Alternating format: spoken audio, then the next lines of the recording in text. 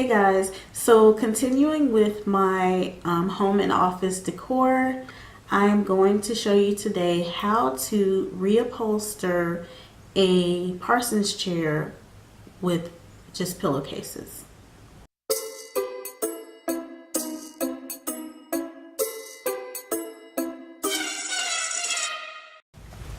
So I got 2 packs of these pillowcases from Walmart. Of course, you can get whatever color, whatever pattern that you want to.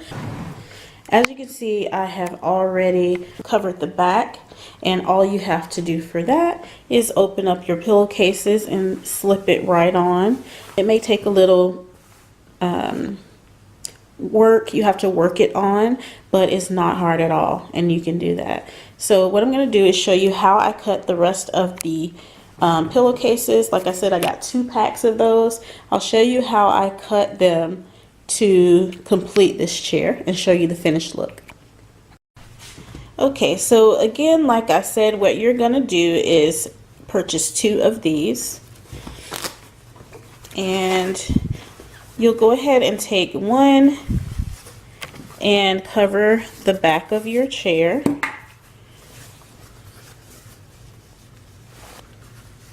I'm going to go ahead and flip it inside out because I want to rip the seams for the rest of the chair. Okay, and so what you're going to want to do is cut these little threads here that you see.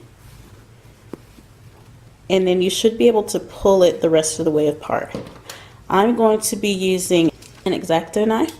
If you have a seam ripper, then use that. You can even use scissors. You'll just need to snip the little threads, and then you'll be able to rip it apart.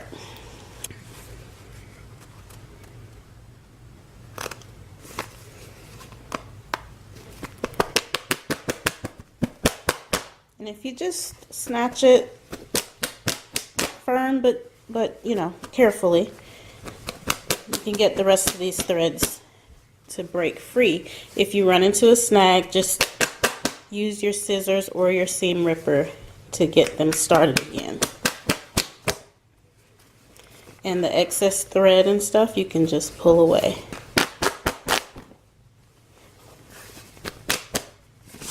Okay, once that's all done, just go around and pull away any excess thread. It should come off fairly easily. And you know, you don't have to get all of it. After you have your pillowcases apart, you're going to measure each of the 4 sides of your chair, the surface here, and all 4 sides. You should have enough to do that with, only using 3 pillowcases. Now, what I wanted to go over again with you is that you make sure that you do not rip this seam. The reason why you don't want to rip this seam is because you want to use this for the bottom skirt, and that way you already have a finished edge for your bottom. Now, of course, you'll need to adjust this according to how long it needs to be. And if you have a sewing machine, you can finish these edges.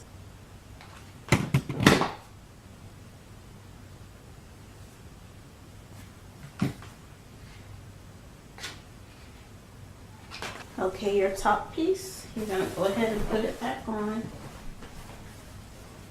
Just tuck it in. And a good idea is to line up the pattern.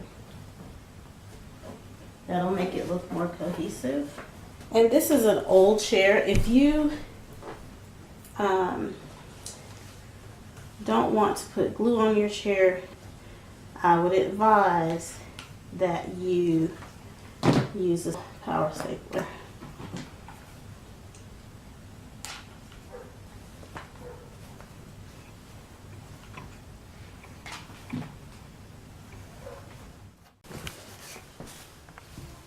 To finish this, I'm gonna glue this down like this, and glue this with a fold.